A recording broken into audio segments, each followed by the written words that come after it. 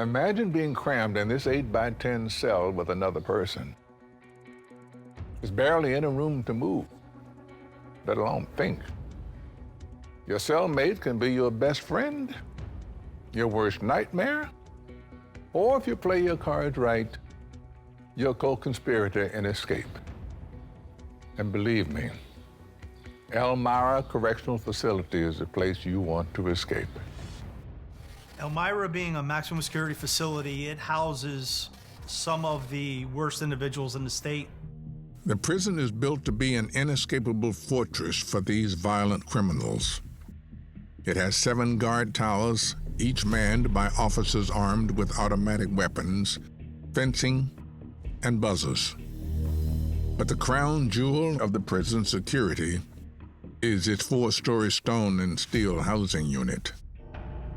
From this cell block, called F Block, prisoners can see out into the free world, away from all the madness inside these prison walls.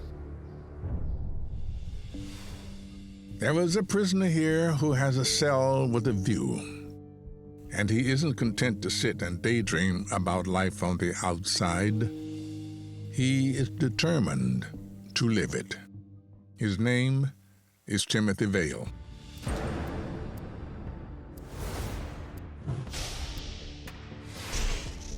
Timothy Vail was a mean, nasty, dangerous person. Vail is sentenced to 49 years to life for his crimes. By 2003, he has already spent 15 years behind bars. He will be a very old man by the time he is released, if that day ever comes. He is looking for another way out. And one day in the prison yard, he thinks he's spotted it. From a distance, he could see the big louvers of a giant fan that might be 5 feet wide and 5 feet tall, and thought to himself, if I could get in the attic, I could disengage that fan, I might be able to get out on the roof. From the roof, Vail could figure a way down and make his way to freedom. But his first obstacle is getting to that roof. He's in F Block, but he's living on the bottom floor. There are 3 stories of cells and an attic between him and the roof.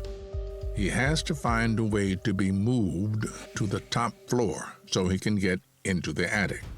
Vail realizes he knows the perfect person who lives on the top floor, and just so happens to be in a double bunk cell.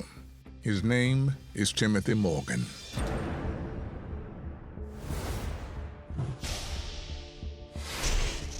Morgan and Vail met when they were in E Block, which is a substance abuse treatment program. They double bunked there for a little while, got to know each other. Timothy Vail and Timothy Morgan already did live in a double bunk when they were in E Block, and they never once had a problem. And now they're asking to double bunk again. I'm gonna sign off on that every time.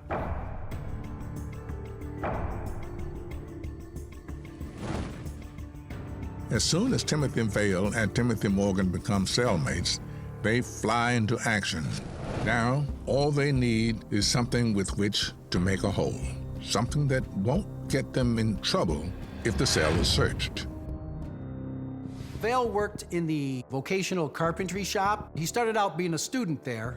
Vail is good with tools, and he quickly shows his worth to the civilian instructor, Gary Silvers. And Vail works his way up to the position of tool clerk in the prison carpentry shop. Sheetrock screws definitely is not the type of object that would be counted and inventoried. It wouldn't even be noticed that they were missing. The screws are exactly what Vail and Morgan need to make the hole. They would take turns digging. Whoever wasn't laying on the top bunk digging was sitting, looking down the gallery to see if anyone was coming. The inmates work on the ceiling every day, mostly during their free time, from 11:30 a.m. to 12 p.m., 4 p.m. to 5 p.m., and 5:30 to 7 p.m. during the week, and all day on the weekends. Timothy Vail is constantly stealing new sheetrock screws, and on June 14th, 99 days since they began making the hole in the ceiling, Vail and Morgan have made a tiny hole all the way through the ceiling into the attic. Now that they've broken through, they're going to need to work faster before someone detects the hole in the attic above them. They needed something that had a little bit more power and strength behind it. Timothy Vail knows exactly what he could use: a 12-pound sledgehammer head. One is currently being used as a doorstop in the workshop where Vail works. The sledgehammer does its job, and soon the hole will be big enough for them to climb through. As it is looking increasingly hopeful that they will breach their cell, Vail is thinking ahead. How will they be able to disguise their absence as they explore their exit route? Their plan of avoiding detection was they made the dummies. They made the dummies as lifelike as they can. They used flesh-colored paint, which is really not contraband in prison. Morgan cut his hair at one point, and they used that on the dummies.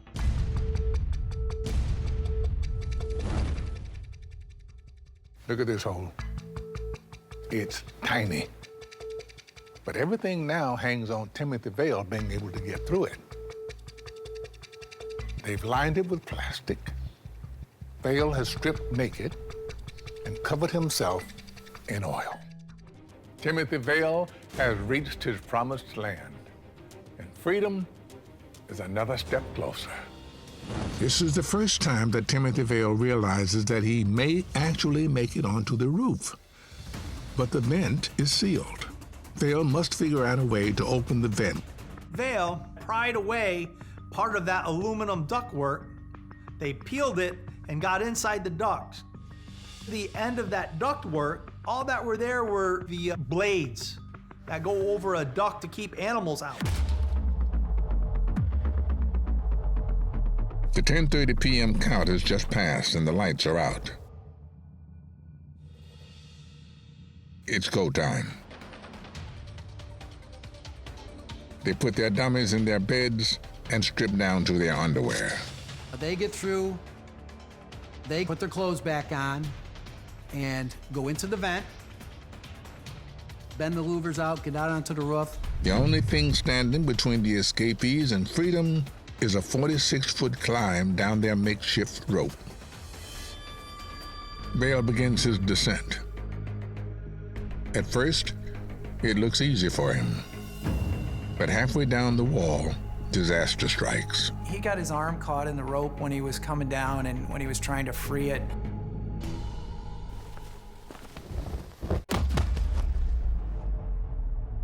He fell like 25, 30 feet. Timothy Vail's body lies lifeless at the bottom of the walls of Hellmira Correctional Facility. His partner in crime, Timothy Morgan, is scared that he will suffer the same fate going down the homemade sheet ladder. After a while, he's like, I've got to make a decision, I've got to make a decision. And he grabbed onto the rope and he went down.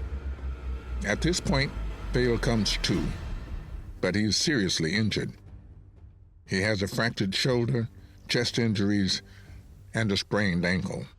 He isn't going to be able to run into the woods like they planned. Vail recovers just enough to make their way into the nearby town, and then into the surrounding woods. After a day in the woods, Vail is starting to succumb to his wounds. He has to get off his feet.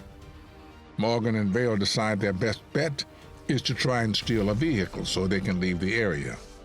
They eventually stole a van. It was reported, and the van was spotted a short time later right outside a supermarket in Horsedge. They were cornered by state police and gave up peacefully, and that was it.